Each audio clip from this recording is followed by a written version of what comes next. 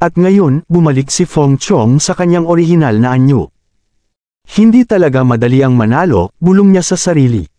Pero buti na lang, napatay ko ang isang direktang bise octopus. Ang halimaw na ito'y siguradong mas mahalaga kaysa sa karaniwang octopus demon. Habang buhat-buhat ang bangkay, napapahinga si Feng Chong. Dapat pala di ko na tinipad ang pamasahe, ang bigat ng katawan nitong halimaw. Kung ibang pagkakataon to, sana nagtaksi na lang ako. Pagdating niya sa isang bagong lugar, napatingin siya sa paligid. Kung tama ang hinala ko, ito na ang Hunter Guild, dito makukuha ang gantimpala. Pagpasok niya sa gusali ng Hunter Union, agad niyang napansin ang dami ng tao. Marami ring mga profesional na hunter dito, iniisip niya habang naglalakad. Maya-maya'y may sumigaw, yung ulo sa likod ng batang yan, parang sa D-Class Demon Vice Octopus. Tiningnan siya ng mga tao. Mukhang kilala nila to, bulong niya. Naisip ni Feng Chong, mga investigador ng Hunter Union. At ako ang pinag-uusapan nila. Lumapit ang dalawang lalaki at hinarap si Feng Chong.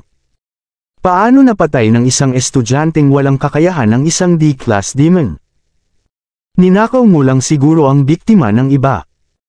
Pero kalmado siyang sumagot, bakit, bawal bang lumaban sa demonyo ang isang estudyante?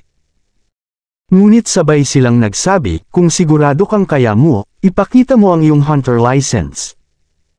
Napakunot noo si Feng Chong. Ayon sa patakaran, hindi pwedeng hingin ng mga inspektor ang lisensya ng iba.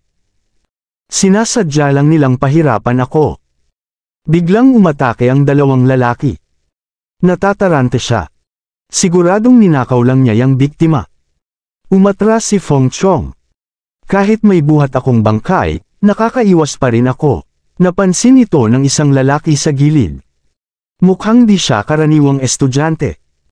Sumugod muli ang dalawang lalaki, pero sa pagkakataong ito, si Feng Chong na ang umatake. Isang suntok. Bagsak ang una. Isang iwas, isang sipa, bagsak din ang isa pa. Napapalakpak ang mga tao. Ang galing ng batang to.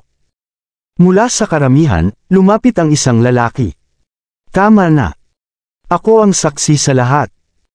Ang batang ito, may kakayahang pumatay ng D-Class Demon. Lumitaw ang Vice President ng Hunter Union, si Joe Tai. Vice President, sigaw ng dalawang lalaki. Nagwawala siya rito. Pakiaksyonan. Pero malamig ang sagot ni Joe Tai. Wala kayong mata. Di nyo ba nakita ang tunay na lakas niya? Kayo ang nag-umpisa ng gulo, at kayo pa ang nagrereklamo. Wala nang pero, tanggal na kayo. Ang Hunter Union ay di nagpapakain sa mga tanga. Pagharap niya kay Feng Chong, ngumiti si Joe Tai. May galing ka. Siguradong may hunter ability ka, di ba? Medyo alanganin ang sagot ni Feng Chong. Sa totoo lang, wala akong kahit anong kakayahan. Sa isip niya, hindi ko pwedeng ipaalam sa iba ang totoo kong kapangyarihan bilang Demon Slayer. Nagulat ang lahat. Wala siyang kakayahan. Paanong napatay niya ang dambuhalang iyon? Ngunit tumanggaw si Joe Tai. Naniniwala ako sa'yo. Tara, sabay nating kunin ang gantimpala. Pagkaraan ng ilang sandali, isang babae ang lumapit. Ako si Xiao Nan, opisyal ng union na nangangasiwa sa palitan ng gantimpala. Nang makita ni Feng Chong ang babae, napaisip siya.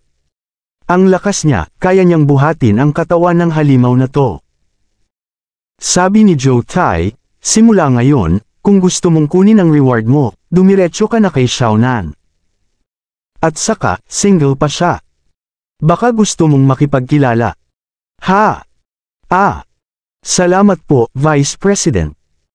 Wala naman akong kakayahan, estudyante lang ako. Pero ngumiti si Joe Tai. Ganyan din ako. Wala rin akong hunter ability. Pero nagsikap ako. Pinanday ko ang sarili kong katawan, natuto akong lumaban, at sa sipag, nalampasan ko ang karamihan sa kanila. Nagulat si Feng Chong.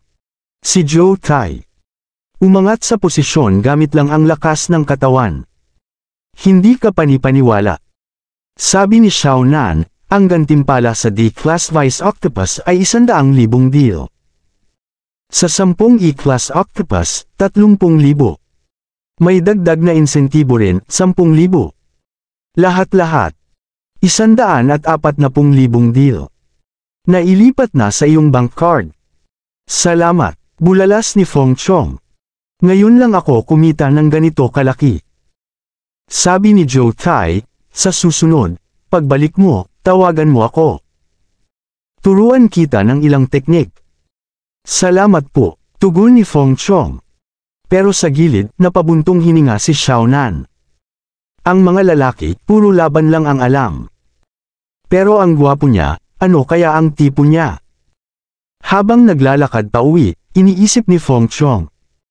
Kailangan kong ipaalam kay ate, sa wakas, may pera na ang kapatid na inaasahan niyang magtatagumpay. Pagdating niya, narinig niya ang balita mula sa TV. May lumabas na video ng 2 demonyong naglalaban. Tinawag ng netizens na Demon Lord, ang isa sa kanila. Nako, gulat ni Feng Chong. Ako yun ah. Paanong napunta sa internet yun? Ang Demon Hunter Department ay nagsasagawa na ng investigasyon. Ayon sa deputy leader na si Lone Wolf, ang Demon Lord ay dapat patawan ng kamatayan. Natarante si Feng Chong. Delikado to. Hindi ako pwedeng makilala. Pagdating niya sa bahay, ate, anong ulam? Tumakbo ang kanyang ate. Buti dumating ka. May balita, may halimaw na tinatawag na Demon Lord J. Mag-ingat ka ha. Pati si ate, alam na rin. Sabi ni Feng Chong, kalma lang. Heto, 140,000 piso. Galing sa panghuhuli ng demonyo. Mas malakas na ako ngayon. Galing. May kapangyarihan ka na ba? Wala, basta wag kang mag-alala. Salamat. Babayaran ko na ang utang natin. Mula nang mamatay sina mama't papa, nahirapan na tayo. Naalala ni Feng Chong, ate, alam mo ba kung anong klaseng demonyo ang pumatay sa kanila?